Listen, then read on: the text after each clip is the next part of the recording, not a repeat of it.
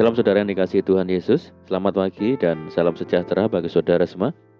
Saya menyapa bagi saudara yang ada di Indonesia, dari Sabang sampai Merauke, baik yang di kota maupun yang di desa, dan saudara yang ada di Malaysia, di Sabah, Sarawak, Kuala Lumpur, Singapura, di Kamboja.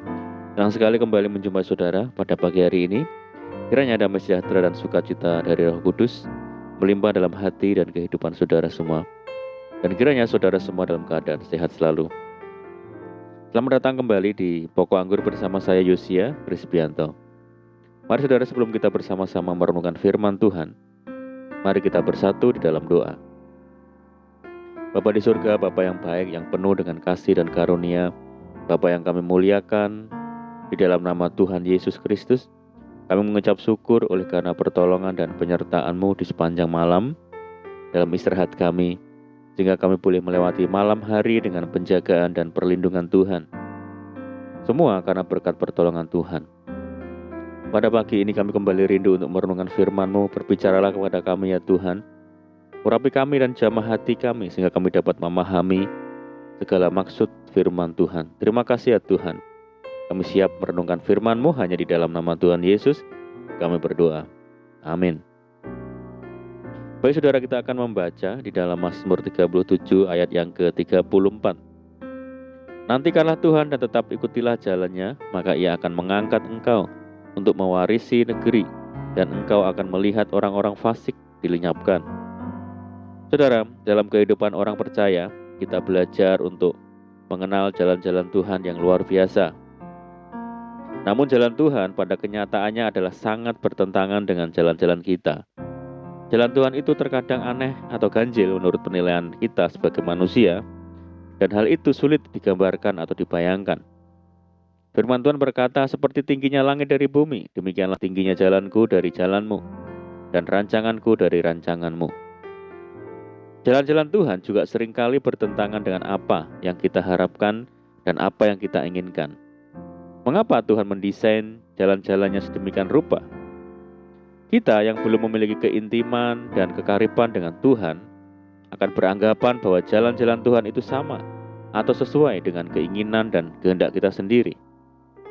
Bila yang terjadi itu sesuai dengan keinginan dan kehendak kita, maka dengan cepat kita akan menyimpulkan inilah jalan Tuhan. Sebaliknya, jika jalan-jalan Tuhan itu tidak seperti apa yang kita harapkan, kita pun akan berkata ini bukan jalan Tuhan. Di dalam Alkitab, kita akan menemukan betapa jalan-jalan Tuhan itu justru sangat bertentangan dengan segala keinginan dan juga logika kita sebagai manusia. Ketika terjadi kekeringan dan kelaparan, Tuhan membawa Elia ke sungai Kerit dan burung-burung gagak memberinya makan. Setelah itu kita renungkan, apa yang dialami Elia itu sungguh tidak masuk akal. Tetapi itulah jalan Tuhan yang benar-benar tidak dapat kita selami, saudaraku. Dunia berprinsip, setiap kejahatan juga harus dibalas dengan kejahatan. Bahkan pembalasan lebih kejam dari perbuatan. Bagaimana jalan Tuhan? Jalan Tuhan adalah agar kita sanggup dan mampu mengasihi musuh atau orang yang membenci kita. Dikatakan, janganlah kamu melawan orang yang berbuat jahat kepadamu, melainkan siapapun yang menampar pipi kananmu, berilah juga kepadanya pipi kirimu.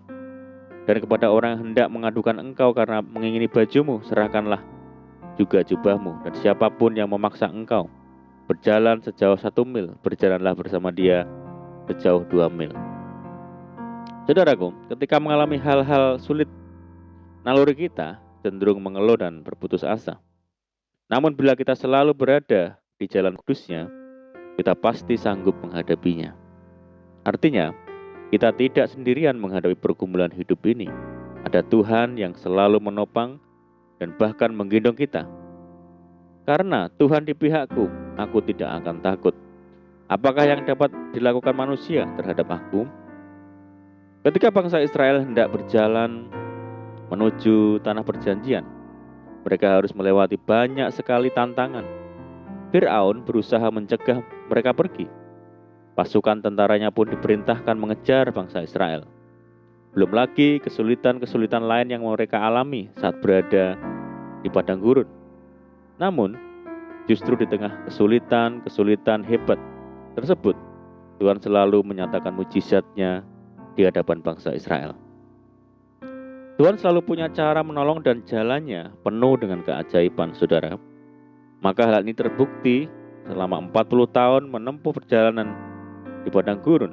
Tuhan memelihara umat Israel, menyediakan segala keperluan. Tertulis, pakaianmu tidaklah menjadi buruk di tubuhmu dan kakimu tidaklah menjadi bengkak selama 40 tahun ini. Tuhan juga melindungi mereka dari serangan-serangan musuh. Saudara, kita pun akan mengalami dan merasakan karya-karya Tuhan yang ajaib bila kita hidup di jalan kudus-nya Tuhan. Dia bukan hanya melihat kita dalam hal kebutuhan jasmani, tetapi berkat-berkat rohani juga dicurahkannya atas hidup kita. Puncaknya, Tuhan membuktikan melalui pengorbanannya di kayu salib. Olehnya kita beroleh keselamatan.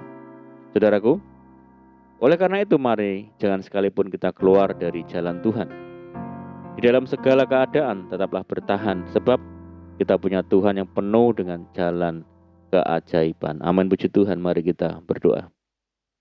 Bapa di surga, Bapa di dalam nama Tuhan Yesus, terima kasih buat firman-Mu saat ini. Ajar kami Tuhan untuk setia mengikuti jalan-jalan Tuhan, apapun yang terjadi di dalam hidup kami. Karena kami percaya jalan Tuhan ajaib dan berbeda, bahwa kami Tuhan untuk selalu hidup di dalam jalan-Mu, yaitu hidup di dalam kekudusan. Karena itu yang Tuhan kehendaki. Terima kasih ya Tuhan. Saat ini kami menyerahkan hidup kami hari ini ke dalam tangan Tuhan. Berkati kami ya Tuhan, berkati segala usaha dan pekerjaan yang kami lakukan lewat tangan-tangan kami. Berkati pelayanan kami hari ini. Jadikan kami hari ini berhasil dan beruntung. Sertai kami hari ini dengan penyertaan Tuhan yang sempurna. Dan mohon petunjuk Tuhan sehingga kami hidup seturut dan sejalan dengan segala rencana dan segala kehendak Tuhan. Mari ya Tuhan, limpahi kami dengan sukacita-Mu dan damai sejahtera-Mu hari ini ya Tuhan. Jauhkan kami dari segala sakit penyakit dan malapetaka. Berdoa bagi kesejahteraan kota kami, desa kami, daerah kami, dan bangsa kami yang saat ini menghadapi berbagai macam permasalahan, khususnya pandemi. Mari Tuhan berkati daerah kami, pulihkan negeri kami, belas kasihan Tuhan bagi negeri kami Indonesia. Terima kasih ya Tuhan, ini doa kami. Kami percaya Tuhan mendengar segala seruan doa kami hanya di dalam nama Tuhan Yesus kami berdoa. Amin. Puji Tuhan, saudara, kita sudah berdoa, kita percaya penyertaan Tuhan selalu ada menyertai kita sepanjang hari. Mari kita tetap mengandalkan Tuhan, tetap menaruh harap hanya kepada Tuhan. Saya ucapkan selamat pagi, selamat beribadah, selamat hari Minggu. Doa saya menyertai saudara semua. Tuhan Yesus memberkati. Haleluya.